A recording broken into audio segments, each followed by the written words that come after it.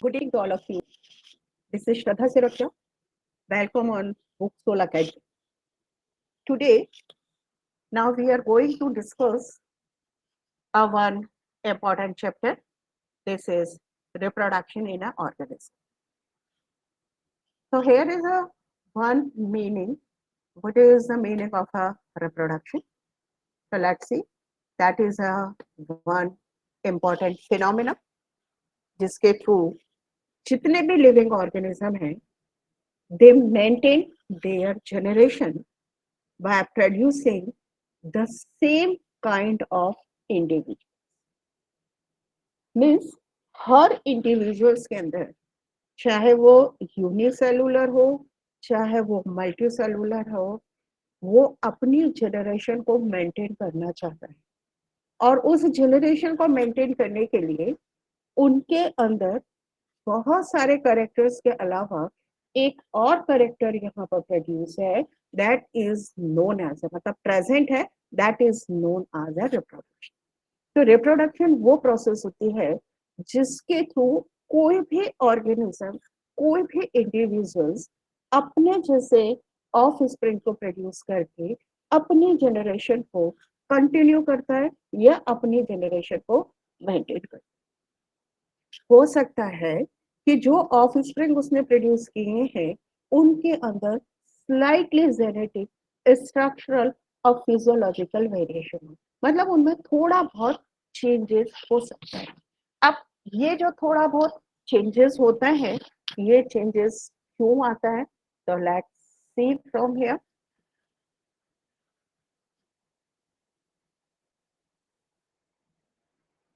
कि जब हम रिप्रोडक्शंस की बात करते हैं तो जनरली रिप्रोडक्शन का मतलब होता है fusion of mail and female and yes, a fusion of male or female gametes. Suppose here is a one paternal, that is one, it is a female, it produces a gamete. Suppose in a human, that is sperm, and this is egg. Whenever in a fertilizations they are fused together, they form a single cell structure. That structure, this one is known as a zygote. ठीक है, इसको हमने क्या कह दिया that is known as a zygote. मतलब कोई भी इंडिविजुअल जो होता है the life of individual that is start from a single cell, this one is known as a zygote.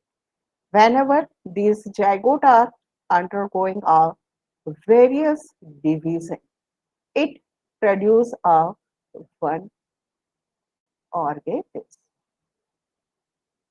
अब ये जो ऑर्गेनिज्म बना ये कहना चाहिए कि कंप्लीटली ना तो ये पेरेंट्स अपने फादर से रिजेंबल कर रहा है ना ही ये अपने मदर से रिजेंबल कर रहा है बल्कि इसमें इन दोनों का कॉम्बिनेशन यहाँ पर प्रेजेंट है.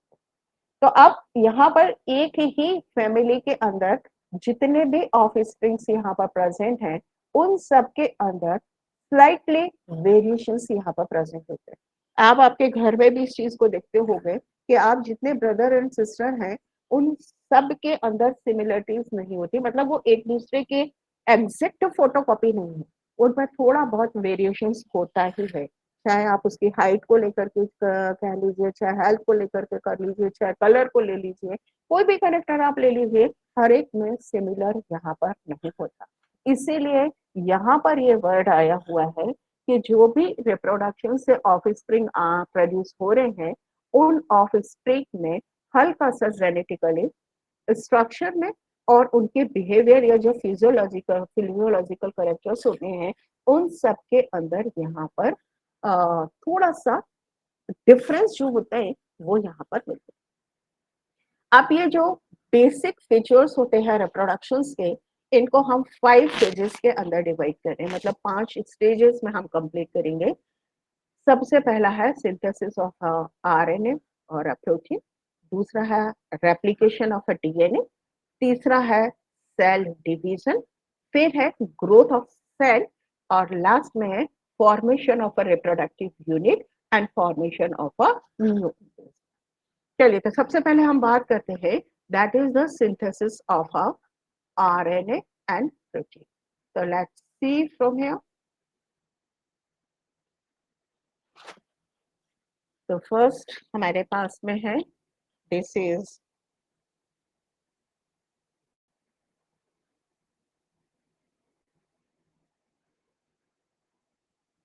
synthesis of RNA and protein। अब देखिए क्या हो रहा है कि जब ये सेल डिवाइड हुई होगी like that, when ever these cells, इसको डिवाइड होना है ना, इसको डिवाइड होने के लिए सबसे पहली चीज है कि इस सेल्स को फुली मैच्योर होना चाहिए, मतलब कंप्लीट ग्रोथ होना चाहिए, fully mature is from here, then after यहाँ पर cell division, then cell division के बाद यहाँ पर रिप्रोडक्शन के थ्रू सेल्स बनते। तो इन सेल्स के फॉर्मेशन के लिए सबसे पहले that is the parental cells, जो सेल है इसके अंदर इस आरएनए एंड प्रोटीन का फॉर्मेशन जरूरी है, बिकॉज जब इसको इस डिवीजन के प्रोसेस से निकल कर आना होगा या इस डिवीजन के प्रोसेस में जाना होगा, तो they need a more protein and more RNA, है ना, क्योंकि बहुत ज्यादा वर्क उसको करना है, तो उसके लिए बहुत ज्यादा प्रोटीन या एनर्जी की जरूरत है। तो सबसे पहला काम तो हमने क्या किया कि इसके अंदर बहुत ज्यादा प्रोटीन और आरएनए का फॉर्मेशन है। दूसरी चीज यहाँ पर थी हमारे पास, दैट इज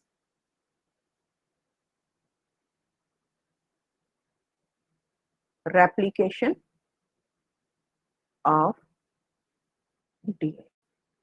अब रेप्लिकेशन ऑफ डीएनए का मतलब क्या है कि suppose that is a one parental cells, जिसको आगे जाकर के यहाँ पर सेल्स का फॉर्मेशन करना है ना, न्यू इंडिविजुअल प्रोड्यूस करना है। अब suppose we are taken a one example of a human. In a human beings, all the somatic cells having a 23 pairs of chromosomes.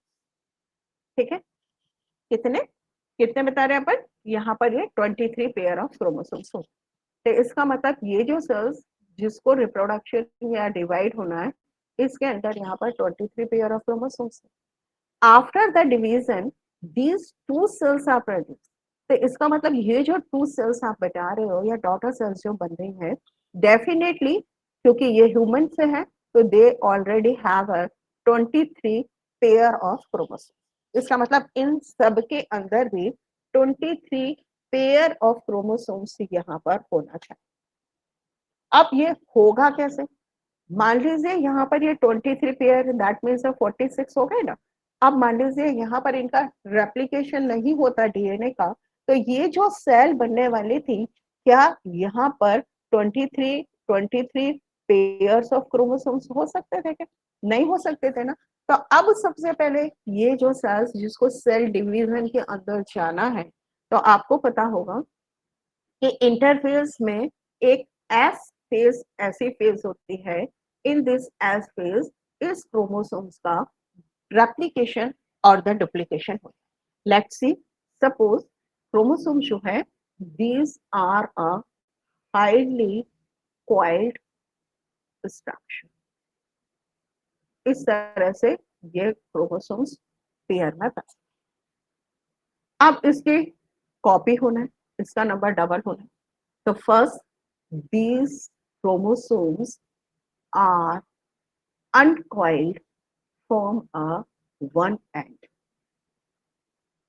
ठीक है, एक एंड से ये अनकॉइल्ड होना शुरू, ठीक है ना। फाइनली बोथ द थ्रेड और हेलिक of the DNA that are separate from each other। between the both helix of DNA, here are nitrogenous base are present. ये पेयरिंग में है. These nitrogenous base are separate from it. Whenever these helix of a DNA are separate, they can't be survive. तो अब ये क्या करेगा, ये दोनों हेलिक्स अपने लिए एक न्यू पार्टनर का फॉर्मेशन करेगा.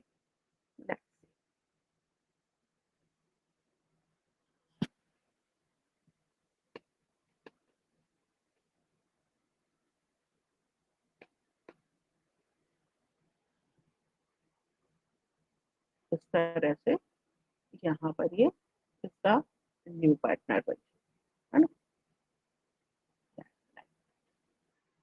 ऐसे ही ये भी बनाएगा अपना, है ना. तो इस तरह से यहाँ पर नया पार्टनर बन जाता है ना. तो ये कितने हो गए, वाइट से ये अलग हो गए ना. तो दैट आपका इस तरह से यहाँ पर रेप्लिकेशन मतलब उसका अनकॉइल्ड होना. और जब हम डुप्लीकेशन वेट करते हैं तो डुप्लीकेशन मतलब इसके अनकॉइल्ड होने के बाद इस तरह से 2 का फॉर्मेशन. तो यहाँ पर रेप्लिकेशन भी हो गया, डीएनए का नंबर भी डबल हो गया. तो 2 फेजेस आपको समझ में आई होप आ गई होंगी. अब तीसरी फेज, अब सेल आपकी पूरी तरह से तैयार है किसके लिए, फॉर अ सेल डिवीजन. तो लेट्स सी कि अब क्या करें हम. इस सेल्स में जो क्रोमोसोम्स का नंबर, हम ह्यूमन की बात कर रहे हैं, यहाँ पर क्रोमोसोम्स का नंबर 23 पेयर के जगह के ऊपर कितना हो गया, अब ये हो गया यहाँ पर 46. तो ये जो सेल है, अब इस सेल्स के अंदर यहाँ से डिवीजन हुआ और इस डिवीजन के बाद हमारे पास 2 सिमिलर सेल्स यहाँ पर फॉर्म हो गए लाइक दैट. यहाँ नंबर कितना था, ये था 46 पेयर. डिवीजन हुआ तो इसका हाफ हो गया, हाफ हुआ तो ये हो गया 23 पेयर. और यहाँ पर भी हो गया 23 पेयर. आ गया ना समझ में. अब इसके बाद ये जो स्मॉल या ये जो डॉटर न्यूक्लियर या डॉटर सेल्स हैं, इनके अंदर यहाँ पर ग्रोथ होनी चाहिए, है ना. जब ग्रोथ होगी ये फुली मैच्योर हो जाएंगी, इनके अंदर रिप्रोडक्टिव पावर डेवलप हो जाएगी. देन आफ्टर ये यहाँ पर रिप्रोडक्शन करेंगे और रिप्रोडक्शन करने के बाद अपने जैसे इंडिविजुअल को प्रोड्यूस करेंगे और अल्टीमेटली जो पेरेंटल सेल्स थी उसकी डेथ हुई. इस तरह से कोई भी स्पीशीज अपने नंबर को यहाँ पर मेंटेन करने का काम है. तो ये सेल डिवीजन आ गया समझ में. सेल डिवीजन के बाद फुली मैच्योर हो गई कोई वो सेल जिसमें डिवीजन हुआ था, उसके बाद जो बनी थी डॉटर सेल्स. अब इसके अंदर रिप्रोडक्टिव पावर मतलब वो मेल है तो मेल गैमेट्स का फॉर्मेशन होगा, फीमेल है तो फीमेल गैमेट का फॉर्मेशन होगा. फिर रिपीटेशन यहाँ पर प्रोसेस का होता है. इसका मतलब एक सेल्स जो ग्रो करे, देन द एंड वो टाइम पीरियड, मतलब कोई भी इंडिविजुअल कहना चाहिए कि इस दुनिया में कोई भी इंडिविजुअल जो होता है वो अमर है, अचल नहीं है. इसका मतलब उसकी यदि वो आया है अर्थ के ऊपर तो डेफिनेटली उसकी डेथ भी होना चाहिए. तो एक टाइम पीरियड जो उसकी बर्थ और डेथ के बीच, नेचुरल डेथ, ठीक है ना, बर्थ और नेचुरल डेथ के बीच का जो टाइम पीरियड होता है वो टाइम पीरियड उसका कहलाता है लाइफ. अब ये लाइफ स्पेन को हम 5 स्टेजेस के अंदर यहाँ पर डिवाइड कर. पहले वाली फेज क्या रहती है, that one it is known as a juvenility phase. Juvenility का मतलब होता है कि बर्थ से लेकर के रिप्रोडक्टिव ऑर्गन्स के डेवलप होने से पहले, मतलब प्यूबर्टी स्टेज आने से पहले का जो टाइम पीरियड आपका है वो कहलाती है यहाँ पर ये जुवेनिल की। सेकेंड फेज, अब प्यूबर्टी आ गई, मतलब वो मैच्योर हो गया। They are the capable for producing the offspring, मतलब रिप्रोडक्शन पावर उसके अंदर डेवलप हो गई, हार्मोन्स का फॉर्मेशन उसके अंदर हो गया, प्यूबर्टी सेकेंडरी सेक्सुअल कैरेक्टर्स उसके अंदर डेवलप हो गए। तो that stage it is known as a maturity stage. आ गया समझ में? ये यदि हम इसको यहाँ पर 13 ईयर तक, जीरो से मतलब बर्थ से लेकर के 13 तक मारें, क्योंकि इसके बाद तो प्यूबर्टी शुरू हो ही जाती है, तो ये 13 से लेकर के 45 50 तक की एज को हम मैच्योरिटी में लेकर के चलते हैं, जब तक ऑफ स्प्रिंग प्रोड्यूस नॉर्मली होते हैं। वैसे तो 35-40 के बीच होती है। इसके बाद थोड़ा सा एजिंग आने लगती है, मतलब हम बुढ़ापे की तरफ अग्रसर होने लगते हैं, तो बहुत सारे डिफॉर्मिटीज हमारे अंदर आती हैं, और सेंसेशन का मतलब होता है बिल्कुल बुढ़ापा, और लास्ट में उस पर्टिकुलर इंडिविजुअल की यहाँ पर डेथ हो। तो ये लाइफ स्पेन वाला जो पॉइंट होता है, ये आपके लिए बहुत जरूरी होता है, तो आप इसके ऊपर ध्यान दें। ठीक है, तो that is a life span. Clear? ये हो गया। क्या है? Period from the birth to the natural death of a organism, that is known as a life span. अब कई बार बच्चों को कंफ्यूज करने के लिए ये होता है कि ये जो 5 स्टेजेस दी होती हैं, इनको प्रॉपरली सीक्वेंस में अरेंज करने के लिए आते हैं, तो सीक्वेंस में अरेंज करने से दूसरी चीज होती है कि एक कभी कभा ये यहाँ पर एजिंग के हिसाब से भी आता है कि ये फेज कितने से कितने के बीच में होती है, ये वाली कहाँ से कहाँ तक होती है, ये कब है, ये कब है, लाइक। अब इनके अकॉर्डिंग यदि हम चले, तो तीसरी चीज हमारे पास होती है कि हर ऑर्गेनिज्म का ये लाइफ स्पेन बिल्कुल अलग अलग होता है। किसी का बहुत कम होता है, तो कोई बहुत बहुत सारे ईयर्स तक यहाँ पर सर्वाइव करते हैं। तो इसमें से जो है वो जो आपको तैयार करना है, पहला है यहाँ पर कैट, ये है यहाँ पर 35 to 40 ईयर्स के करीब। दूसरा है हमारे पास डॉग, डॉग है 16 to 80 ईयर्स। हाउस फ्लाई है 1 to 4 मंथ। एलिफेंट है 70 to 90 ईयर्स। मैन वैसे तो 80 है, लेकिन चूंकि मेडिकल फैसिलिटीज इतनी ज्यादा हमारे पास अवेलेबल है कि जो लाइफ स्पैन ह्यूमन का है वो स्लाइटली चेंज हुआ और वो पहुंचा 100 ईयर्स तक। शॉर्ट वाइज 200 है, बैंगन ट्री 250 है, मे फ्लाई 1 डे है, बनाना प्लांट 25 ईयर्स है, राइस प्लांट 3 to 4 मंथ है, रोज 6 to 10 years, butterfly 1 to 2 weeks, crocodile 60 years, parrot 140 years, cow 15 years, horse 60 years, crow 15 years, fruit fly 30 years। तो ये कुछ ऑर्गेनिज्म का लाइफ स्पेन। आई होप ये life span का meaning आपको समझ में आ गया होगा। क्या है? बर्थ से लेकर उसकी नेचुरल डेथ के बीच का जो टाइम पीरियड है ना, that time period is known as the life span. Is that clear for all of you? अब हम बात करते हैं नेक्स्ट, मोड ऑफ रिप्रोडक्शन। ठीक है, तो लेट्स सी, ये पहले आपको बता दें कि ये मोड ऑफ रिप्रोडक्शन का मीनिंग क्या है।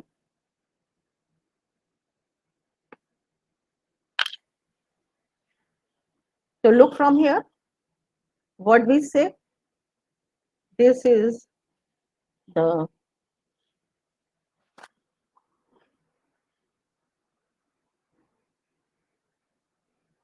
Mode of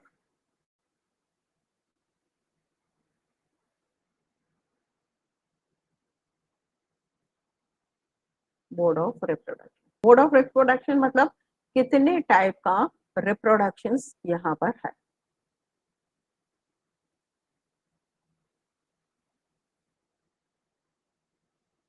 okay, so there are two type of reproductions. One, it is asexual, or second one, this is the sexual reproduction. अब what is the main difference between them? Look from here. What is the meaning of A? Attendance register में A क्या show करता है? You are absentees.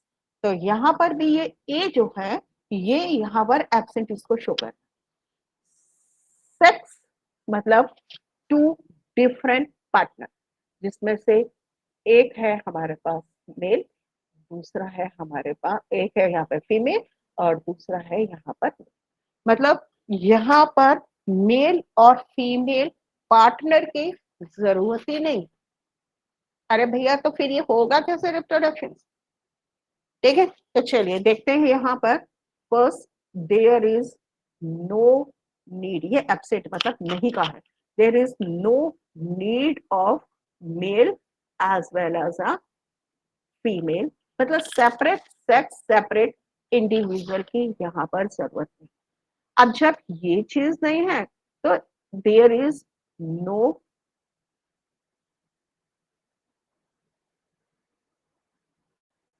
Fusion of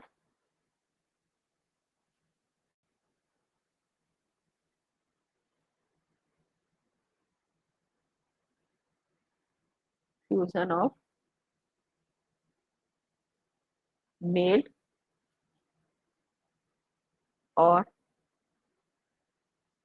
female gap. मतलब यहाँ पर sperm और egg, यदि एनिमल है तो इसमें, प्लांट यदि है तो यहाँ पर पॉलिन ग्रेव और egg, ये नहीं है। अगर ना समझ लो, there is no fusion of male और फीमेल।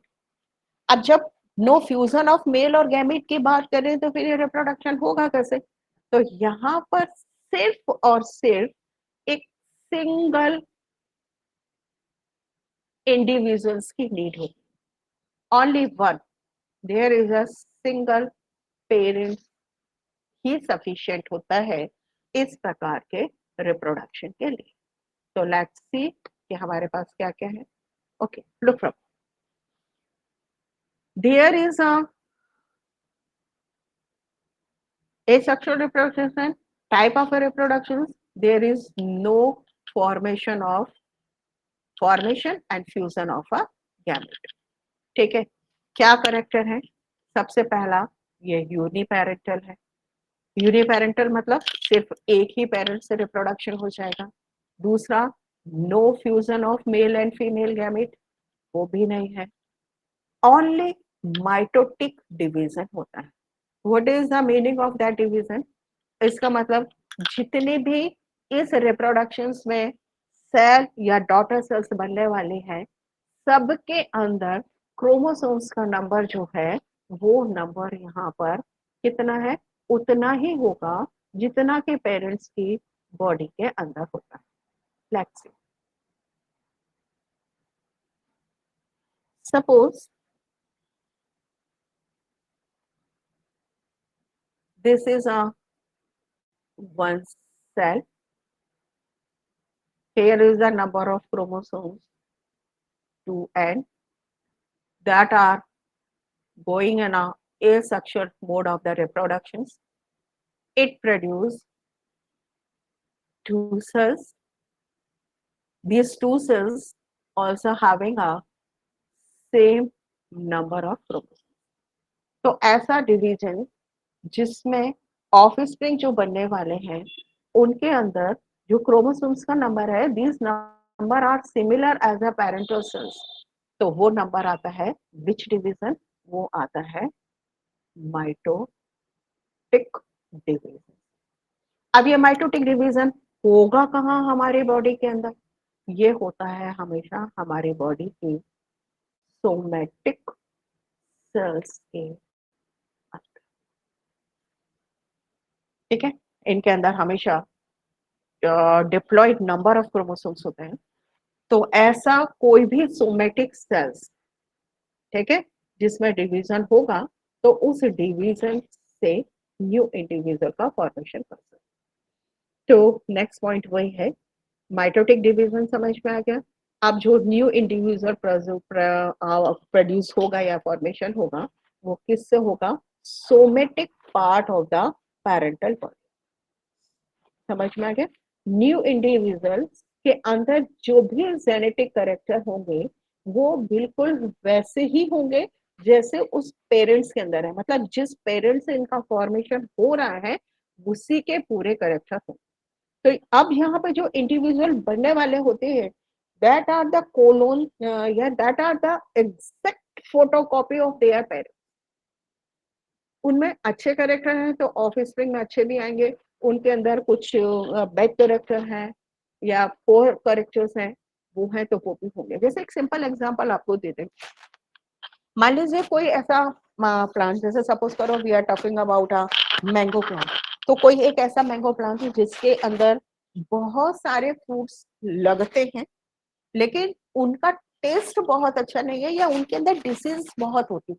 तो अब उस इंडिविजुअल से जब हम एसेक्सुअल रिप्रोडक्शन से न्यू इंडिविजुअल बनाने की बात करेंगे ना, तो जितने भी ऑफ स्प्रिंग प्रोड्यूस होने वाले हैं उनके अंदर उसी तरह के फ्रूट्स तो आएंगे लेकिन हो सकता है क्वालिटी अच्छी।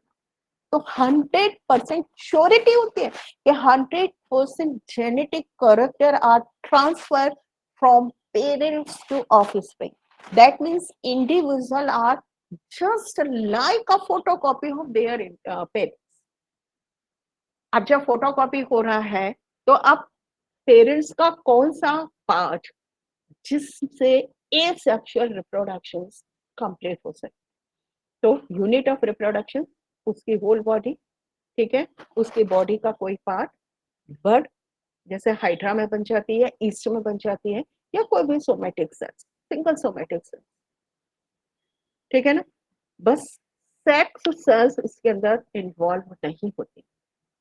आप जैसे कोई प्लांट है तो आपने नाम सुना होगा कटिंग, सुना होगा आपने ग्राफ्टिंग, नाम सुना होगा, आया समझ में, आपने लीफ से रिप्रोडक्शन सुना होगा। तो वो सारी चीजें से हम यहाँ वो सब पार्टिसिपेट करते हैं इस एसेक्सुअल रिप्रोडक्शन के अंदर, ठीक है। ओके, अब आते हैं टाइप ऑफ रिप्रोडक्शन, तो ये अपन डिस्कस करेंगे कल की क्लास में। Okay, so thank you for all of you watching this lecture, and you like it, suppose you like it, तो आप हमारे बुक सोल के पेज पर जाइए, वहां पर और भी बहुत सारे कोर्सेज हैं यहाँ पर, उसको विजिट करिए और इसके बाद फिर आप उसको लाइक करिए, तो आपको यहाँ से बहुत सारे अच्छी चीजें आपको देखने को, सुनने को और सीखने को मिलेगी। आई होप ये वीडियो आपको पसंद आया हो, पसंद आया तो प्लीज लाइक करिए, हमारे बुक सोल अकेडमी के प्लेटफॉर्म पर जाइए और उसको लाइक करिए। So have a nice day to all of you.